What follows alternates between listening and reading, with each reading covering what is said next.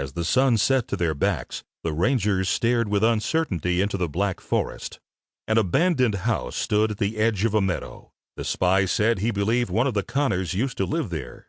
200 paces east lay 2 small graves with roughly carved stones, indicating the deaths of 2 small children 10 years earlier.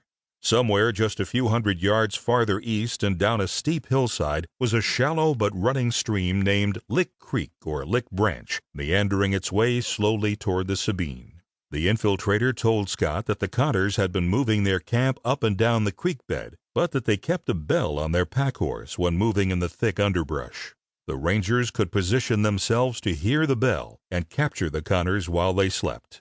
The spy disappeared, presumably to locate the Connor camp, and was gone for several hours. Midnight passed. The Rangers kept silent in the darkness. The informer returned about 2 o'clock and pointed into the blackness where he had spotted the campsite in a deep, dry gulch. At a hand signal, the men dismounted at the abandoned structure, the Ranger horses obediently silent in this tense situation. Scott motioned to his men, and they quietly divided into 2 prearranged groups. Crowder, Caldwell, Weatherred, Polly, and the other 3 locals moved off to the left.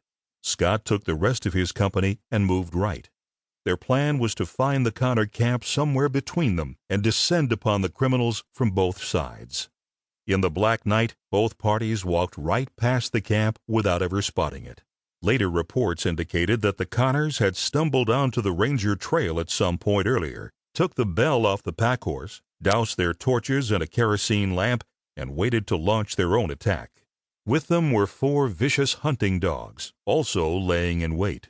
The group sneaking to the left did not participate in the action, hearing too late the gunfire that signaled the bloodbath in the deep piney woods. Brooks walked down into the gully and motioned to Scott that they should make their way back up this gulch in case it was the one where the campsite was located. The 6 Rangers, guns drawn and senses sharpened, spread abreast and began stalking the gully. They had walked less than 100 yards when they became vaguely aware that it was first light, only a half hour until daybreak, March 31st. But in the solid forest, the darkness prevailed. The Connors, Uncle Willis's sons Fed, John, and Bill, were hiding in the camp while the old man took up a sniper's position. Uncle Willis spotted the Rangers at nearly the same instant that one of the Connors was seen moving behind some brush. Brooks and Rogers saw the shadowy figure, realizing that the 2 sides in the coming fight weren't 50 feet apart. Rogers whispered in the figure's direction, thinking it was one of the men from the other party. The figure stood, a shotgun coming to his shoulder, as Brooks hollered a warning.